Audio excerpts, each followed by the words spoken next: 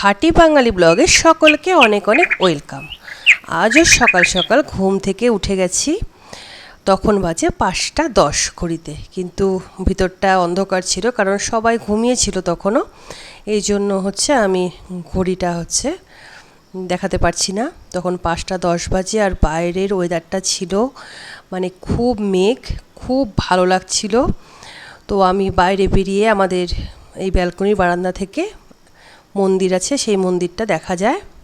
তো সেখান থেকে এসে প্রতিদিন একটা অভ্যেস হয়ে গেছে, একটু প্রণাম করে নিই। তারপরে রাত 2টোর দিকে বৃষ্টি হয়েছে, বেশ খুব বৃষ্টি হয়েছে, মুষলধারে বৃষ্টি হয়েছে, আবার ভোরের দিকেও হয়েছে, 4টে 4:30-র দিকে ওরকম হয়েছে। দেখো না জল জমে আছে কিভাবে, খুব বৃষ্টি হয়েছে আর এত সুন্দর লাগছিল বাইরেটা না। আমার একটু বৃষ্টি টিষ্টি খুব ভালো লাগে, আমার খুব ভালো লাগে। অনেককে আমি বলি যে খুব বৃষ্টি ভালো লাগে আমার, কিন্তু আবার অনেকে পছন্দ করে না, বলে যে হ্যাঁ বৃষ্টি ভালো লাগে, আমরা বাইরে বেরোই। তো যাই হোক, যার যেটা ইচ্ছে, আমার ভালো লাগে বৃষ্টি। দেখো কি মেঘ করে আছে আকাশ, প্রচণ্ড মেঘলা, মনে হচ্ছিলো যে আবার হয়তো বৃষ্টি নামবে, কিন্তু সেই বৃষ্টি যতটা মেঘ করে ছিল সেভাবে বৃষ্টি আর পরে হয়নি, ওই রাতের দিকে আর ভোরবেলার দিকেই হয়েছিল। তো এই বৃষ্টির জলগুলো রেলিংয়ের উপরে পড়েছে, আবার সবাই রাস্তা দিয়ে হাঁটাহাঁটি করার জন্য সব বেরিয়ে পড়েছে, যাদের অভ্যেস হাঁটাহাঁটি করে।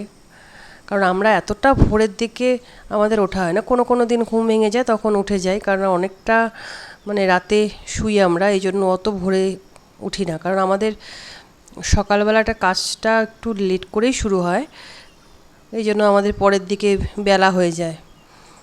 কিন্তু এইভাবেই করতে হয়, কারণ অনেক রাতে ঘুমাই। প্রতিদিন যদি একটানা এইভাবেই করতে থাকি তাহলে তো ঠিক থাকবে না শরীর। তো যাই হোক, এখন সকালবেলাটা তাও ভিতরটা কোনো রকম করে একটু ঝেড়েছি, অন্ধকারের জন্য তোমাদের সাথে সেটা শেয়ার করিনি। ওই ব্যালকনির বারান্দাটা এসে একটু ঝেড়ে নিলাম। তো খুব আস্তে আস্তে চেয়ার টেয়ার সব সরাচ্ছিলাম, সামনেই মা বাবাই ঘরে শুয়েছিল, ছেলে ঘুমাচ্ছিল, তো এই জন্য খুব আস্তে আস্তে চেয়ারটা সরাচ্ছি, জোরে জোরে শব্দ হলে যদি উঠে যায়, তো সেই জন্য এখন এটা ঝাড় দিয়ে নিলাম।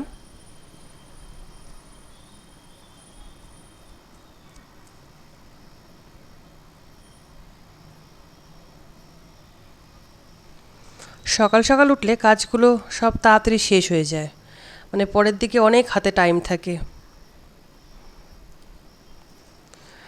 এই যে এবার দেখো, আমাদের সেই সকালবেলা ঘুম থেকে উঠেছি, কিন্তু তারপরে ছেলে একটু উঠে গেল, ওর সাথে সাথে আবার একটু খেলাধুলা করলাম, এই করতে করতে টাইম আবার চলে গেল।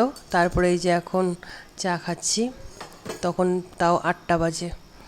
তখন চা বিস্কিট তোমাদের দাদার জন্য আগে দিচ্ছি, তারপরে মেয়েকে দেবো, তারপরে আমি খাবো। এটা মেয়ে ঘরে পড়তে বসেছে, এর জন্য ওকে দিয়ে আসছি।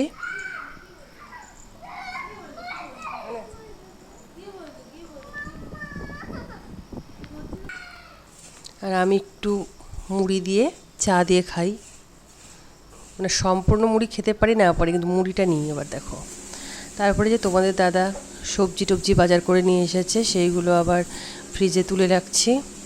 তো সপ্তাহে মোটামুটি একবারেই বাজারটা করে নিয়ে আসে, 7 দিনের মতো করে, 7 দিন 5 দিন যেরকম হয়, বেশিটাই করে নিয়ে আসে, কারণ ওই ঘন ঘন বাজার যেতে একদম পছন্দ করে না। মাছ টাছ যেগুলো যা যা দরকার সবই মোটামুটি নিয়ে চলে আসে একবারেই, আর যখন লাগে যেতে তখন তো যেতেই হয়। তো আজ রান্না করছি করলা আলু ভাজা, আর রান্না করবো খাসির মাংস। ভাত বসিয়ে দিয়েছি এদিকে, আর এদিকে করলা আলু ভাজা হচ্ছে। দুটা গ্যাসে সমান হারে একতালে করতে থাকি, নাহলে পরের দিকে কাজগুলো শেষ করতে হবে। তো যেহেতু একটু দেরি করে আমাদের সব কিছু শুরু হয় কাজ বাজ। এই যে সেই খাসির মাংস, এবার এই মাংসটা আমি এতবার করে ধুচ্ছিলাম জন্য, তোমরা দেখো অনেকে এতবার ধুতে পছন্দ করে না মাংস, একবার পরিষ্কার করে ধুয়ে নেয়। আবার অনেকে একদম 2-3 বার করে করেই পরিষ্কার করে, কারণ মাংসর মধ্যে আমি ওই একটাও যদি কিছু থাকলো নোংরা, আমি খেতেই পারবো না। এই জন্য যতটা সম্ভাবনা অন্য যদি কেউ যদি বলে যে আমি ধুয়ে পরিষ্কার করি, না, আমিই ধুয়ে পরিষ্কার করবো এই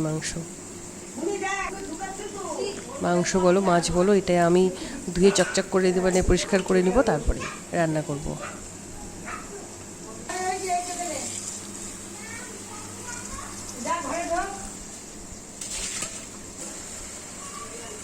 মাংস ধোয়া প্রায় আমার শেষের দিকে, মানে 3বার করে মাংসটা আমি ধুয়ে দিয়ে পরিষ্কার করে নিচ্ছি।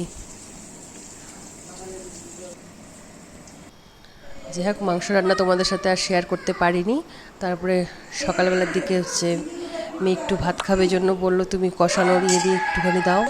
তো আমি সেভাবে অল্প ওর জন্য তুলে, ও বেশি খেতে চায় না, ওই একটা হলেই যথেষ্ট, সাথে আলু, সকালবেলাটা ওইভাবেই চলে যাবে। এবার স্নান টান করে আমি পুজোর ঘরে চলে আসছি। পুজো করছি তো এখনও মাথার মধ্যে গামছা পিছিয়ে নিয়েছি, মাথায় শ্যাম্পু করেছিলাম জন্য। আজ ঠাকুরকে পুজো দিচ্ছি নকুলদানা দিয়ে, কারণ আমাদেরও যে কোনো দিন ভালো মন্দ হয়, কোনো দিন আমাদেরও নিরামিষ হয়, তো সেরকম ঠাকুরেরও কোনো দিন ফলমূল থাকে, মিষ্টি থাকে, কোনো দিন আবার নকুলদানা দিয়েও দিতে হয়। সব রকম মিলিয়ে মিশিয়ে আমরাও যেরকম খাই, ঠাকুরকেও সেরকমই দিতে হয়, এইভাবেই দিই। তাই এখন আমি পুজো করে নিচ্ছি। এখন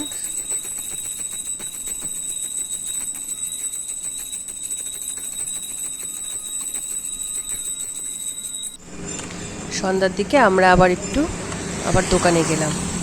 দোকানে যাচ্ছি কারণ আরও একটা পুচকু হয়েছে, সেই পুচকুকে দেখতে যেতে হবে। তো নতুন নতুন পুচকু, এদেরকে তো আর খালি হাতে দেখা যায় না, তাই ওদের জন্য আবার হচ্ছে ওর জন্য একটা জামা কিনতে আবার গেলাম।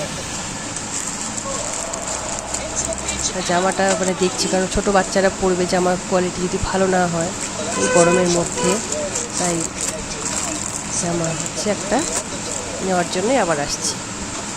আরও একটা জিনিস কিনলাম, তোমাদের সাথে শেয়ার করছি, দেখো। তো এটা হচ্ছে খুব পছন্দ হয়েছে, এই গ্লাসগুলো বেশ খুব হার্ডি গ্লাসটা 2টো গ্লাস আর একটা সুন্দর একটা বাটি। তো মেয়েরও খুব পছন্দ হয়েছে, তাই সেটা হচ্ছে নিয়ে নিলাম। খুব সুন্দর, দেখো, তোমাদেরও ভালো লাগবে।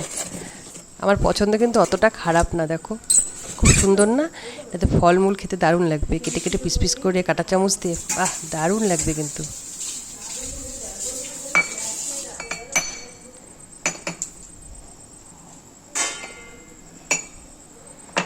আর পুচকুটার কি জামা কিনলাম পরের দিন দেখাবো। টাটা, সবাই ভালো থাকবেন, সুস্থ থাকবেন, অবশ্যই আমার পাশে থাকবেন।